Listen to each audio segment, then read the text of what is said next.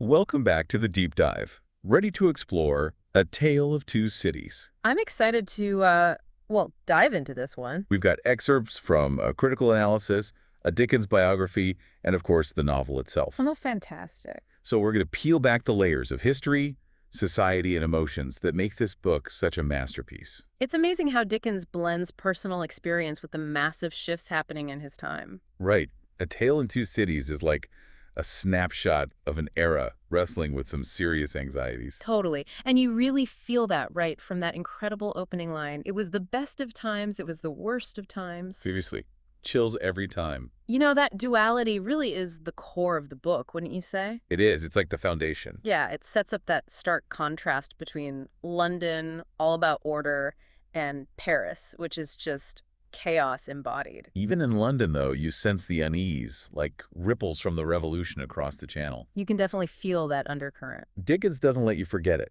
It's two cities linked by fate, and they mirror the struggles of the characters. Oh, absolutely. Like Dr. Manette, imprisoned in the Bastille for 18 years. That's brutal. You immediately feel the weight of his trauma, trying to rebuild his life and reconnect with his daughter, Lucy. I mean, talk about a challenge. And then there's Charles Darnay, this French aristocrat who runs to England, gives up his title. Yeah, Darnay's a really interesting case. He embodies that whole internal conflict of his class. Right, torn between his aristocratic background and his desire for a just society. It's like he's trying to outrun history. Which, let's be honest, never really works. Never.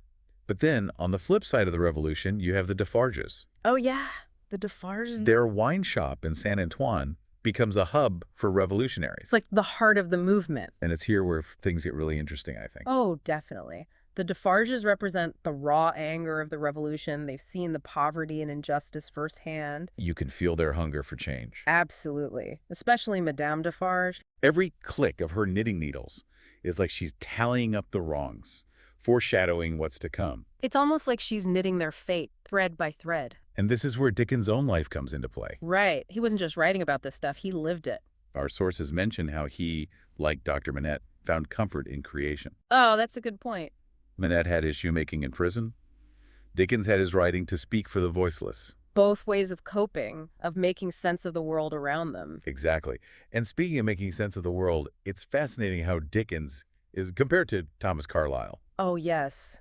They were both social critics. But Dickens had this raw energy, almost a revolutionary spirit in his writing. Yeah, Carlyle was more about philosophical arguments, while Dickens went straight for the gut, showing you the harsh realities. It makes you wonder, was Dickens sympathetic to the anger driving the revolution, even as he showed how violent it could get?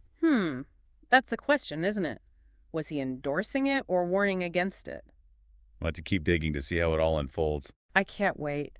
Dickens was a master of exploring human nature, and you see that in every character he creates. Going to be a wild ride for sure. Buckle up. Welcome back to our deep dive into A Tale of Two Cities. We were just talking about Dickens' social commentary, how he wove his own experiences into his work. And it's especially powerful when you consider the contrasts he creates, right? Oh, definitely. Like revolutionary France with all its rage and violence. Versus this really beautiful love story between Charles Darnay and Lucy Manette. Yes, the heart of the novel. It's like Dickens uses this love story to balance out all that darkness. It's true. Love, sacrifice, resurrection, those themes are woven throughout the story. A little glimmer of hope amidst the chaos. And you see that contrast visually, too, right? How so? Well, think about how Darnay and Lucy's world is described. It's all light and warmth, very domestic. Ah, a safe haven from the storm outside. Exactly. And that sanctuary becomes even more important when you look at their challenges. Like Darnay, who can't escape his aristocratic past. Even though he gave up his title. And Lucy, dealing with her father's fragile mental state. It's heartbreaking how Dr. Manette keeps relapsing back into shoemaking. Almost like the Bastille's darkness is still clinging to him. Threatening to pull him back in.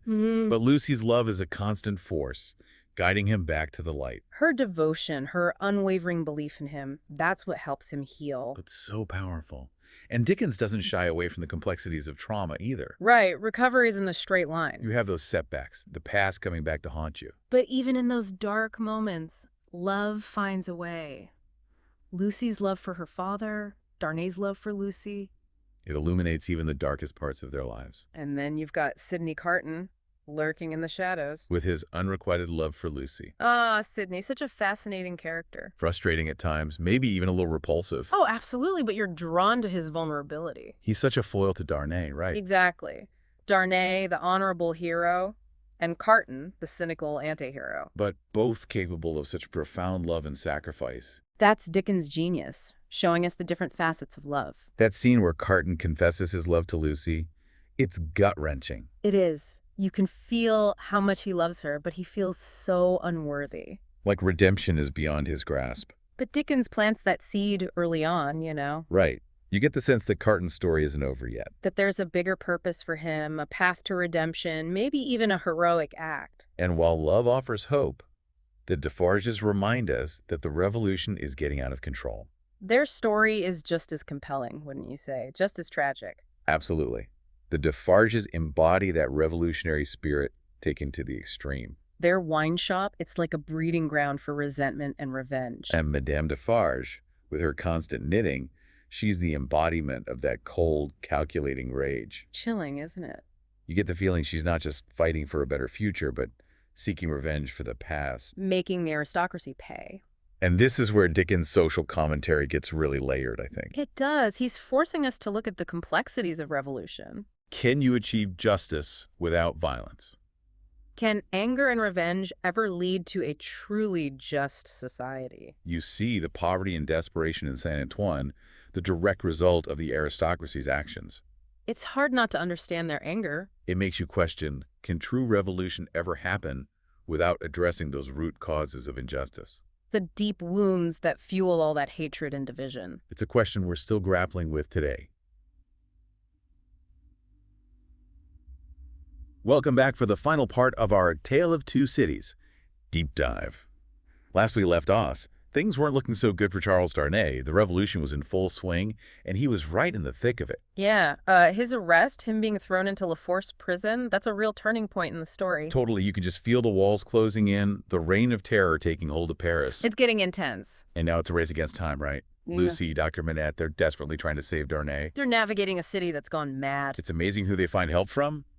Mr. Lorry, good old reliable Mr. Lorry, and even Sidney Carton steps up.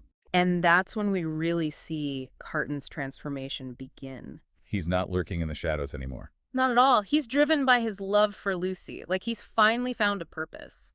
You know how we talked about that seed of redemption Dickens planted? Yeah. This is where it starts to bloom.